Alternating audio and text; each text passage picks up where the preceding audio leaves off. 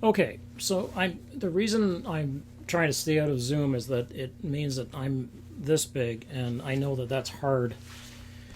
It's hard enough being, using this format anyway. Um, so I'm trying to make it a little bit less of a grind.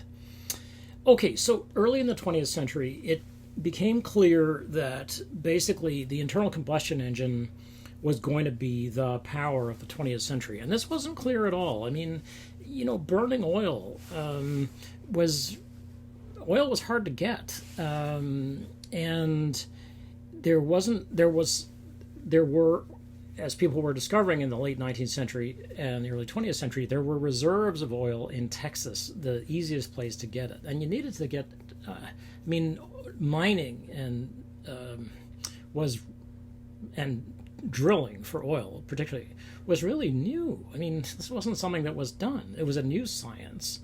It was new engineering, and people didn't know what they were doing. I mean, so people got killed, and there were blowouts, and all kinds of stuff happened.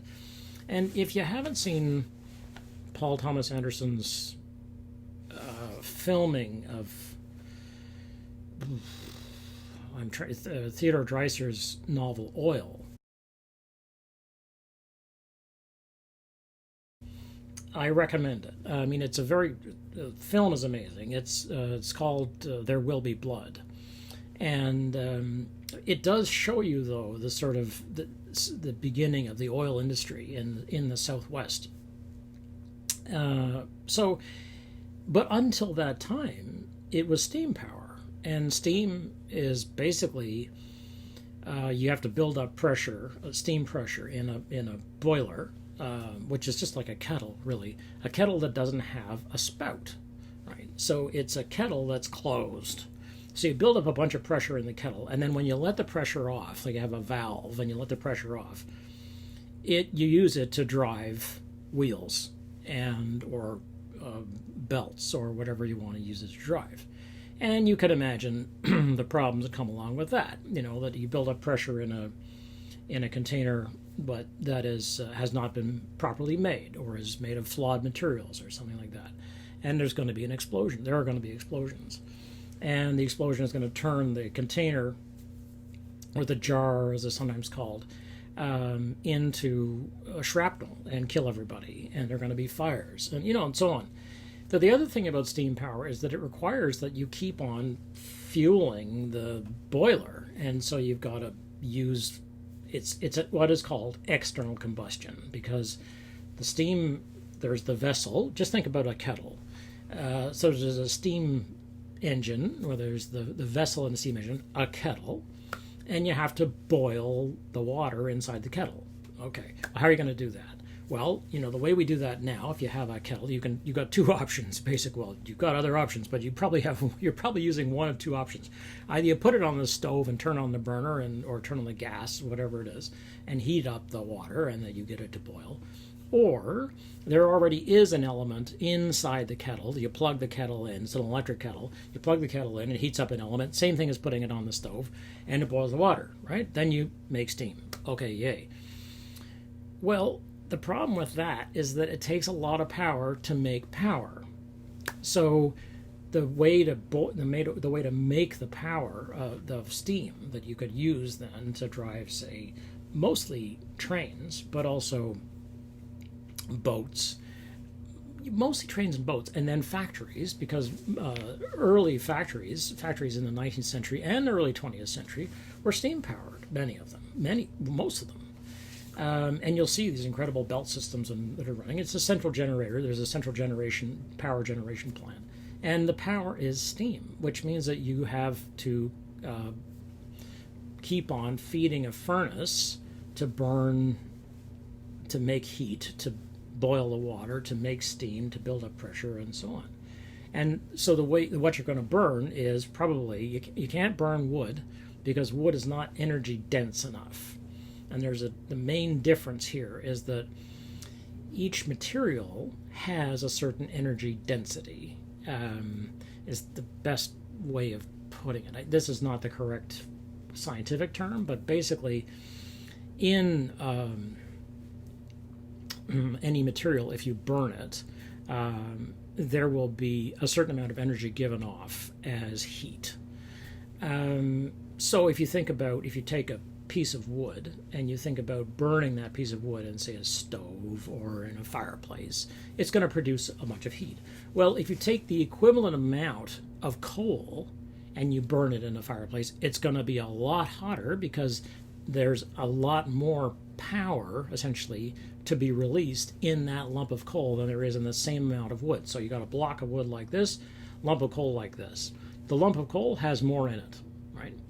And if you have block of wood like this, lump of coal like this, amount of oil like this, the oil is the richest of them all. So the more oil you have, the less you have to burn wood and coal. So it turned out, as people began looking for engineers, mostly began looking for energy resources, things to burn. It's pretty simple, basically, to make power. They were like, we have to get away from, we got to do better than this. That oil is looking pretty good. So they started to go after oil.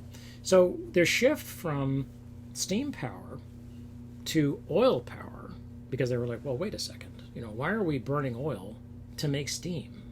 Let's just burn the oil, And so this brings about a different kind of engine, which had been in existence for, at that point, my memory is that, I don't know,